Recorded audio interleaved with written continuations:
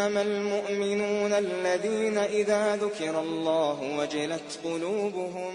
Assalomu alaykum va rahmatulloh. Ukkocha TV tomonidan tarjima qilinib taqdim etilayotgan tajvid darslarimizning 7-siga xush kelibsiz. Bugungi mavzuyimiz nun qutni haqida bo'ladi. Qur'on o'qiyotganimizda ko'pincha ikkita undosh harf ketma-ket kelib qoladi va ularning ikkisida ham unli harflar bo'lmaydi. Bugun shunday vaziyatlarda nima qilish kerakligi haqida o'rganamiz. Birinchi navbatda ikkita undoshlar ketma-ket kelib qolishi qanday bo'lishiga misollar ko'rib chiqaylik. Birinchi misolimizda ham oxiri tanvin bilan tugayapti. Bilamizki, tanvindagi harfi nun bo'ladi, ya'ni tanvin kasramiz in deb o'qiladi va ikkinchi undosh harfimiz esa hamzatul vasldan keyingi kelgan sin harfidir. Sin ham sukunli bo'lib turibdi. Va ikkinchi misolimizda ham dommali tanvin kelgan va undan keyin ham ba harfi sukunli bo'lib hech qanday unlisiz kelyapti. Bunday vaziyatlarda demak nima qilishimiz kerak? Tabiiyki, ikkita sukunli harfimiz kelishi mumkin emas.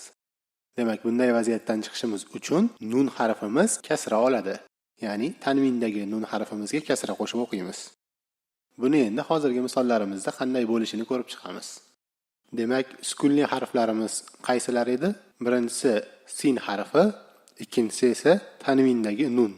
Aniqroq bo'lish uchun yozib ko'rsataman. Bi-g'ulamin so'zining oxiri min bilan tugagan, to'g'rimi? Mana shu kasrani agar ochib harflab yozadigan bo'lsak, mana shunday mim, kasra va nun harfi paydo bo'ladi. Va nun qutnining qoidasiga ko'ra nun harfimiz kasra olish kerak edi. Demak, nunga kasra beramiz. Lekin o'qish uchun osonroq bo'lishi sababidan bu nunni va kasrani alifni tagiga qo'yamiz. Endi esa bu oyat bi-g'ulami nismuhu deb o'qiladi. Nun va kasrani keyingi so'zni boshiga qo'yapmiz. Talaffuzda ham mana shunday chiqish kerak. Ya'ni bi-g'ulamini deb birinchi so'zni oxiriga qo'shmaymiz, ikkinchi so'zni boshiga qo'shiladi nun va kasra. Endi boyagi ikkinchi misolimizga qaraymiz. Bunda ham tanvinni ochib olamiz, ya'ni oxirgi harfimiz ha harfi va undan keyin tanvin bor. Demak, ular xun deb o'qiladi. Bu yerda demak ha, domma va nun harfi bor va biz qoidamizga ko'ra nunga kasra beramiz. Va boyagi kabi tanvindagi nunni va qo'shilgan kasrani keyingi so'zni boshiga qo'yamiz. Endi bu oyatimiz Nuhu nibnahu deb o'qiladi. Nuhuni deb birinchi so'zni oxiriga qo'shib qo'ymaymiz. Yanada tushunarliroq bo'lishi uchun yana bitta misol ko'rib chiqamiz.